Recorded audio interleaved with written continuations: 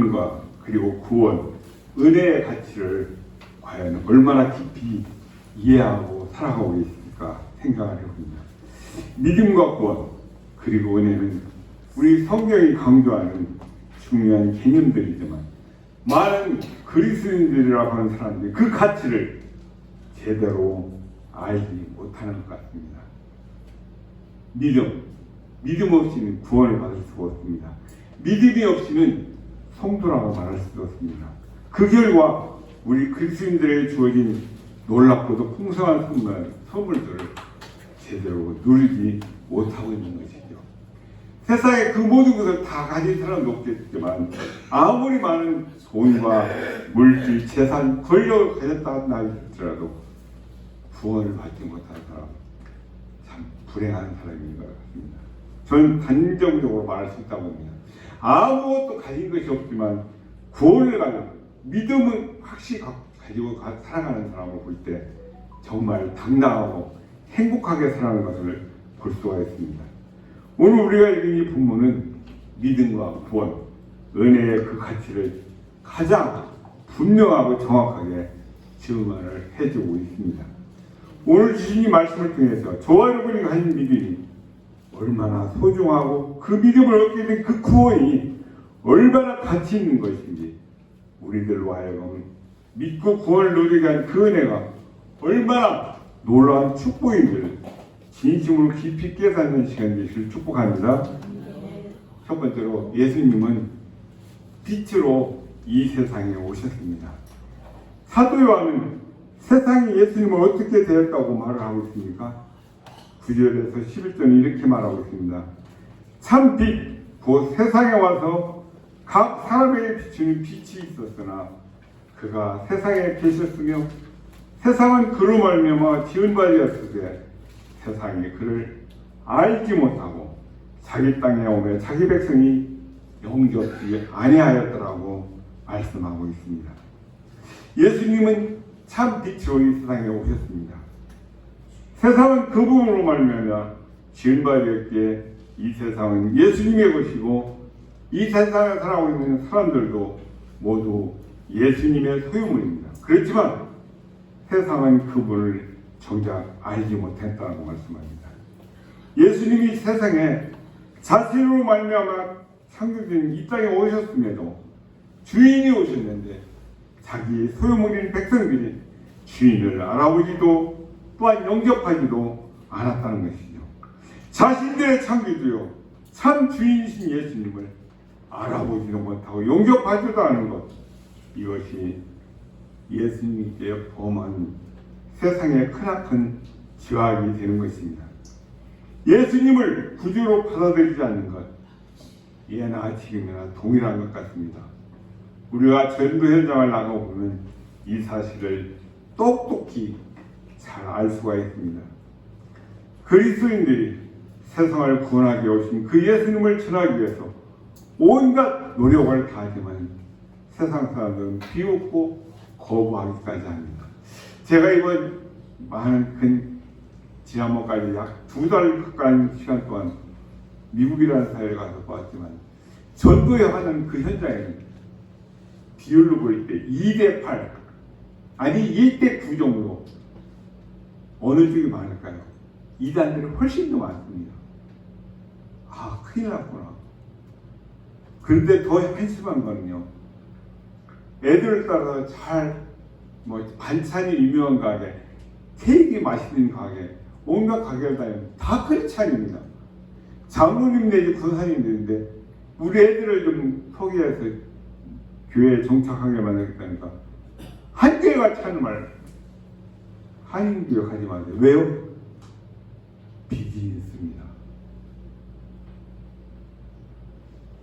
제가 잘못 들었는가 싶어가지고 다시 물어보니까 비즈니스입니다. 그럼 어디로 가야 됩니까? 미국인 교회 가십시오. 그런데 감사한 건 그 중에 그래도 숫자는 얼마 되지 않지만 우리 정통 보수교회라는 고신교회들이 들어있어 가보니까요. 역시 말씀 중심이었고 그들이 염려하는 비즈니스 쪽에는 아무런 관계가 없다는 것. 너무나도 감사해서 하나님 감사합니다. 애들이 오히려 겁을 내는 겁니다. 말씀을 여기서 받아야 된다. 너희들이 3년에서 5년만 훈련받고 못 견디겠다라면 그때는 너희들이 다른 교회에 가서 섬겨서 상관이 없을 것이다. 저는 확신합니다. 3년, 5년만 거기 훈련받으면 하나님의 일꾼 될 줄 믿습니다. 말씀이 자기들 마음대로 살아가도록 두지 않으실 것을 저는 확신합니다. 그러면서 서울분 가서는 교회의 중직자들 입에서 우리 교회 오지 마십시오. 비기입니다. 말이 안 되는 얘기죠. 그럼 본인이 고쳐야 될 거 아닙니까?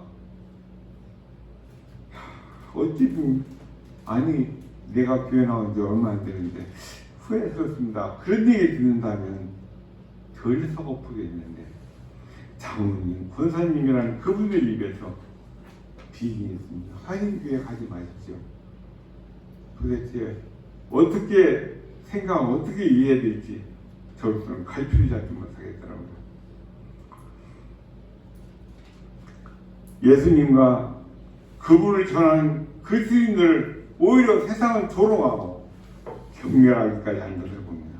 이 과학, 이 문명의 발전이 이 시대에 2000년 전, 4000년 전 그 복음이라고 하는 것을 믿으라고 너 복이라 했어? 온갖 입에 담지 못할 말들을 늘어놓는 것을 봅니다.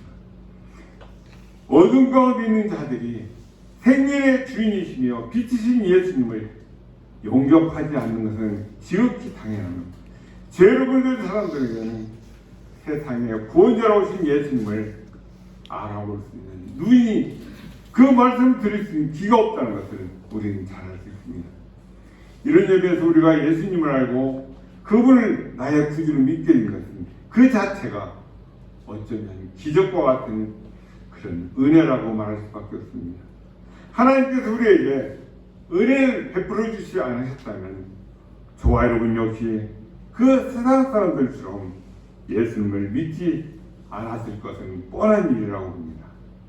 세상 사람들이 완강하게 예수님을 거부하는 것을 볼 때 우리 마음은 안타까워하는 동시에 우리가 예수님을 믿게 된 것이 얼마나 큰 은혜인지 또 축복인지 깨닫게 되고 감사할 수밖에 없다는 것을 또 한 번 느끼게 됩니다.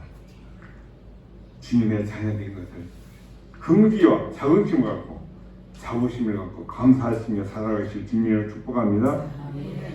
두 번째로 예수님을 영접하는 사람들, 즉 예수 그리스도의 이름을 믿는 사람들에게 하나님은 선물을 주셨는데 어떤 선물을 주셨습니까? 12절을 함께 읽어보겠습니다. 이렇게 말씀합니다. 시작! 영접하는 자, 곧 그 이름을 믿는 자들은 하나님의 자녀가 되는 권세를 주셨습니다.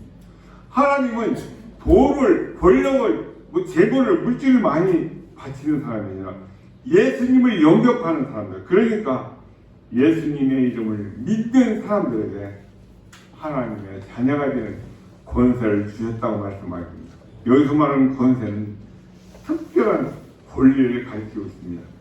여러분, 한때 우리나라가 전 세계에서 1위 했던 중에 부끄러운 1위가 있죠. 지금은 달라졌습니다만 고아 수출 1위. 부끄러운 점입니다만 그 고아가 입양 받기 전에는 그야말로 고아로서 불쌍하지만 그가 미국의 대통령의 집에 막내 아들로 막내 딸로 입양됐다는 그를 무시할 사람 아무도 없습니다. 그렇죠? 마찬가지로 세상에서 어떤 사람의 집에 양녀로 입양되냐에 따라서 권세가 달라지는데 우리들이 이미 하나님의 양자가 되었다는 것을 믿으시기 바랍니다. 아멘. 하나님은 그 놀라운 특권을 다른 사람들도 아닌 오직 예수님을 믿는 사람들에게 주셨습니다. 예수님을 구주를 믿는 사람들만이 하나님의 자녀가 되는 것이죠. 하나님의 자녀가 되는 것을 권세 또는 특권이라고 말하고 있다는 것을 주목하시길 바랍니다. 부끄러운 일이지만 우리나라 해외 수출, 아동 수출 1위입니다. 그만큼 그 소중한 권리와 특권을 누려야 될 그 자녀들이 버려지는 경우가 많았다는 의미를 뜻하죠. 그 형통과 자녀가 얼마나 딱했으면 힘들었으면 어쩔 수 없이 버려야 할 만큼 부모와 자식 철림을 끊는 그런 사람들도 있겠지만 어떻든 간에 부모로부터 버림을 받은 아이는 비극적이고 처참한 신세가 되고 마는 것입니다. 그토록 생부모로부터 버려진 아이가 누군가로부터 일용을 받게 된다면 매우 다양한 일이 되겠지만 신실하고 따뜻한 양부모에게 입양된 아이는 그 양부모 밑에서 자녀로서 그가 입양되기 전과는 전혀 다른 삶을 살게 되는 것이죠. 그렇게 양부모의 자녀가 되는 것은 말 그대로 권세나 특권이라고 말할 수 있을 것입니다. 지난 날과는 달리 누군가의 자녀로서 누릴 수 있는 그 모든 것을 누릴 수 있다는 것입니다. 우리는 이처럼 이미 예수님을 구주로 믿기 때문에 하나님의 자녀가 되었다는 것입니다. 우리들 모두가 하나님의 자녀가 되었다는 이 사실이 저와 여러분에게 참으로 크나큰 감사와 감격으로 다가올 수 있기를 축복합니다. 왜 그렇습니까? 하나님은 이 우주 만물을 지으신 창조주이시고 자신의 전능하신 그 능력으로 다스릴 수 있는, 아니 지금도 다스리고 계시는 분이시기 때문에 그렇습니다. 최후에 그 하나님은 자신의 손으로 말씀하신 그 모든 부분을 온 세상을 심판하게 되실 것이고 하나님의 자녀들을 천국에서 풍요롭게 지내도록 하실 것을 믿습니다. 그러기에 하나님의 자녀가 된다는 것은 이처럼 어마어마한 특권이 주어진 것이죠. 저와 여러분 하나님의 자녀로서 참으로 큰 축복을 누리면서 살고 있는 것을 기억하시기 바랍니다. 우리는 여기에서 믿음의 진정한 가치도 반기견할 수가 있습니다. 저와 여러분이 하나님의 자녀된 권세를 누리는 것은 오직 예수님을 믿음으로서만 가능한 것입니다. 믿음만이 저와 여러분으로 하여금 하나님의 자녀가 되어야 하는 것입니다. 그리고 그 믿음만이 하나님께서 우리를 위해 예비하신 천국문을 여는 열쇠가 된다는 것이죠. 이토록 큰 선물과 특권을 받게 된 것이 바로 믿음 때문이라는 것을 기억하시고 믿음이 얼마나 중요한지를 잘 깨달아서 저와 여러분 그 선에서 그치는 것이 아니라 우리의 자녀들에게 손자들에게 철저하게 믿음으로 살아갈 수 있기를 교육시키고 전승시키를 주님의 이름으로 축복합니다. 예수님을 영접하여서 하나님의 자녀가 되는 것은 오직 믿음으로만 가능합니다. 우리의 그 믿음을 주지 못하는 것들은 무엇이 있습니까?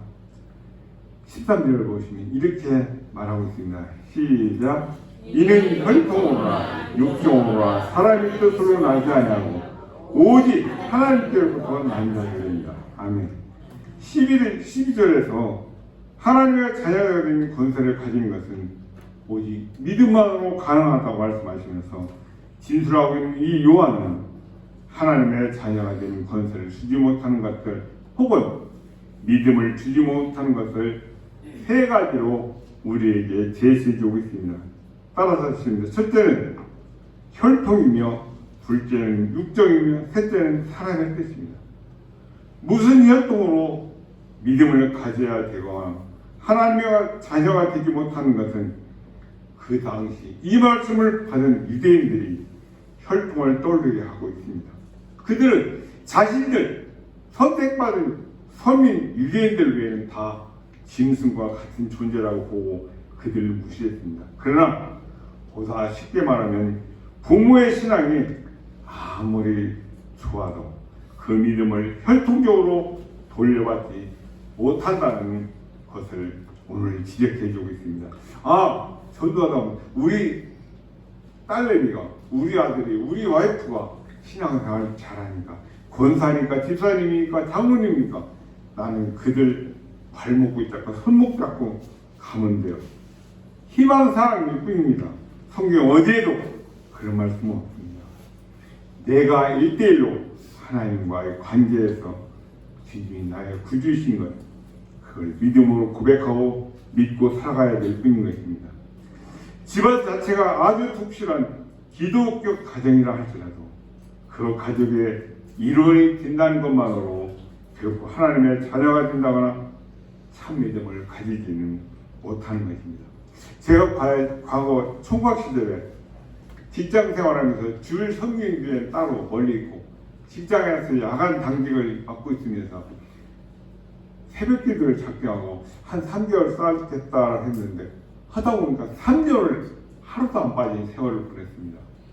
담임 목사님 얼마나 이쁘게 보셨던지 처조카부터 들이대기 시작하는데 본인은 저는 2대 신앙이지만 들은 것은 있어갖고 3대, 5대 신앙에 천사를 보내주십시오. 기도를 했는데 다 쭈쭈빵빵 학력도 저보다 더 좋고 3대, 4대, 5대 믿음의 집안의 자매들을 보게 하시는데 한결같이 20년 뒤에 저는 아프리카 보내실지 필리핀을 보내실지 토론토를 보내실지 모르겠습니다. 그때 저는 그 말씀에 순종해야 된다.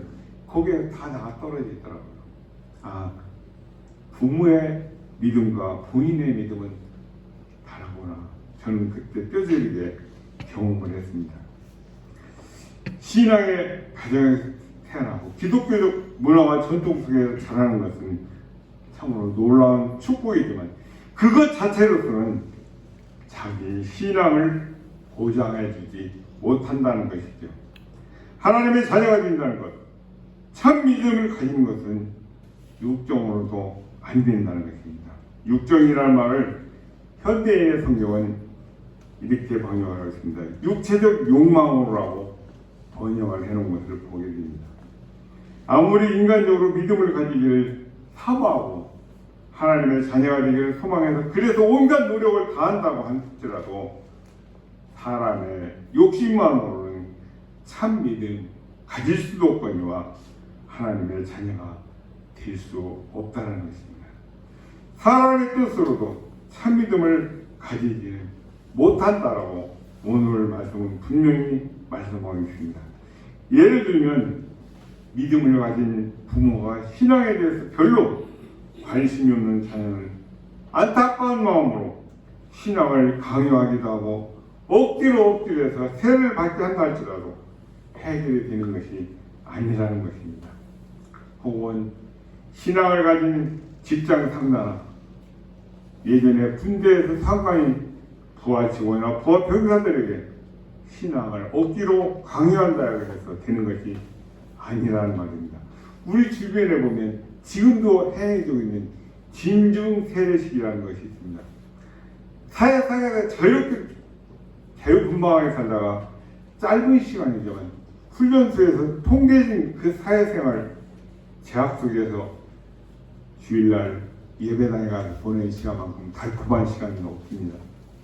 거기에 세례를 베푼다. 초코파이 하나만 더 얹어줘도 야 오늘은 카톨릭, 오늘은 불교, 오늘은 기독교 예배로 사람이 쏠려다니는 것을 보게 됩니다. 거기서 세례를 받은 그들 무슨 구백을 통해서 세례를 베풀고 받았는지 저는 제가 행해를 안 했기 때문에 모르지만 그 많은 사람들이 또 세상에 나와서 정말 참 신앙인으로 살아가는 사람들 도론이 있습니다만 많은 사람들이 나도 기독교를 잘한다, 나도 경험해봤어, 나도 세례교인이야 하지만 정작 현실 사회에서는 전혀 무관하게 살아가는 사람들을 종종 만나게 됩니다. 안타까운 일이시죠.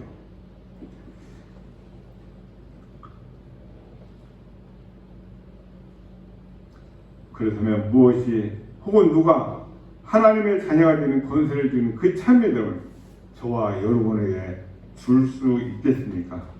우리 다음 질문에서 그 해답을 찾을 수가 있을 것입니다. 마지막입니다. 저와 여러분은 예수님을 믿어서 하나님의 자녀가 되는 특권을 누리며 살아가고 있습니다. 그것은 누가 행하신 일이었습니까? 우리 13절로 돌아 함께 읽어보겠습니다. 시작. 이는 혈통으로나 육종으로나 사람의 뜻으로 나지 아니하고 오직 하나님께로부터 나니. 아멘. 하나님의 자녀가 되는 권세를 주는 것, 참 믿음을 주는 것은 혈통도 아니고 육종이나 사람의 뜻으로도 아니라고 말씀합니다. 저와 여러분으로 하여금 참 믿음을 가지고 하나님의 자녀가 되는 권세를 누리게 하시는 분은 오직 하나님 그분이십니다. 하나님만이 모든 것을 가능하게 하시는 분인 것이죠. 저와 여러분에게 믿음을 주시는 분도 그 믿음을 보시고 하나님의 자녀가 되는 권세를 누릴 수 있도록 하시는 분도 오직 하나님 한 분뿐이시라는 것입니다. 우리는 이 모든 것을 하나님의 은혜라고 말을 하고 있습니다. 우리는 하나님의 은혜로 믿음을 가지게 되었습니다. 그리고 그 은혜로 구원을 받아서 하나님의 자녀가 되었습니다. 하나님의 은혜가 아니라면 우리는 그야말로 아무것도 아닌 존재였을 것입니다. 여기에서 믿음과 은혜의 관계를 생각하며 우리가 다시 한번 감사를 느낄 수 있기를 원합니다. 사도 바울은 에베소 2장 8절과 9절에서 이렇게 말을 하고 있습니다. 너희는 그 은혜에 의하여 믿음으로 말미암아 구원을 받았으니 이것은 너희에게 난 것이 아니요 하나님의 선물이라. 행위에 선한 것이 아니니 이는 누구든지 자랑하지 못하게 합니다. 우리가 착해서 선한 일을 많이 해서 선교를 많이 해서 봉사를 많이 해서 받은 것이 아니라 하나님의 일방적인 선물이라는 것입니다. 이 말씀에 의하면 저와 여러분은 은혜에 의해서 믿음으로 말미암아 구원을 받았다는 것을 알게 됩니다. 그리고 그것은 결코 저와 여러분의 어떤 행위에서 난 것이 아니라 오직 하나님의 선물일 뿐이라는 것이죠. 은혜에 의하여 믿음으로 말미암아 이런 말은 바로 이런 뜻인 것이죠. 은혜가 있어야 믿음의 의미를 지니게 된다는 것입니다. 은혜는 물로 그리고 믿음은 그릇으로 비유를 해볼 수 있겠습니다. 물이 없으면 그 그릇만으로 결코 우리가 물을 마실 수가 없습니다. 은혜가 믿음보다 앞선다는 뜻인 것입니다.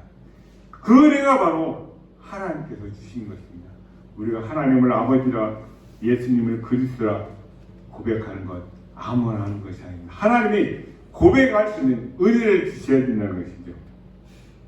그 모든 은혜가 바로 하나님이 주신 것입니다.